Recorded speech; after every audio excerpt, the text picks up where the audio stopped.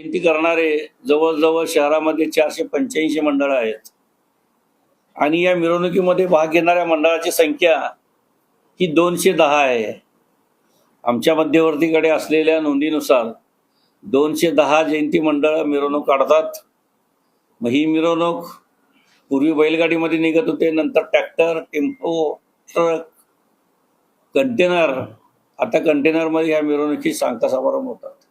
या मिरवणुकीमध्ये डॉक्टर बाबासाहेब आंबेडकरांच्या जीवनातील जे प्रसंग घडलेले आहेत ते म्हणजे जन्मापासून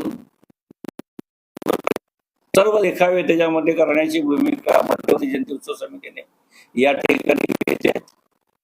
मिरवणुकीची परवानगीसाठी माननीय पोलीस आयुक्तांना विनंती केली आणि त्यांनी ती परवानगी आम्हाला दिली. या मिरवणुकीमध्ये मध्यवर्ती जयंती उत्सव समितीने सर्व मंडळाला विनंती केली की डीजेला बंदी आहे. डीजे आपण कोणत्याही मंडळाने लावू नये. एक बेस एक टॉप क्लिअर साऊंड हे धोरण गेल्या 2 वर्षीपासून आंबेडकर जयंतीमध्ये आपण अंगीकारलंय. तीच भूमिका याही 135व्या आंबेडकर जयंतीच्या मिरवणुकीमध्ये एक बेस एक टॉप क्लिअर साऊंड ही भूमिका आम्ही घेतलेली आहे आणि या भूमिकेला पोलीस खात्याने सुद्धा परवानगी दिलेली आहे.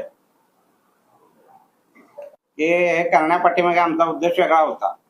गेले 2-4 वर्षापासून जे छोटे छोटे मंडळ आहेत आमचे, त्यांना प्रत्येक ठिकाणी ब्लॉक केलं जात होतं. त्यांच्या गाड्या पुढे येत नव्हत्या. त्यामुळे सर्व मंडळाच्या कार्यकर्त्यांनी आमच्याकडे मध्यवर्तीकडे तक्रार केली. ते म्हणाले की आमच्या गाड्या पुढे जात नाही, यासाठी तुम्ही ठोस असा निर्णय घ्या की जेणेकरून आम्हाला न्याय मिळेल. काही मंडळ आमच्या अडवणूक करतात, म्हणून आम्ही यावेळेस त्यांच्या आग्रहास्तव हा निर्णय घेतलेला होता. आणि याबद्दल पोलीस आयुक्तासोबत आमच्या 2-3 मिटिंगा झाल्या. त्यांनी सुद्धा आम्हाला सांगितलं की बाबा तुम्ही एकच मिरवणूक काढा. त्या पद्धतीनं आम्ही सुद्धा विचाराधीन होतो. परंतु आमच्या काही मागण्या होत्या त्या त्यांनी मान्य केल्यामुळे आज आम्ही निर्णयाला या निर्णयापर्यंत पोहोचलो की एकाच दिवशी मिरवणूक व्हावी या दृष्टीनं आता आमचे प्रयत्न चालू आहेत.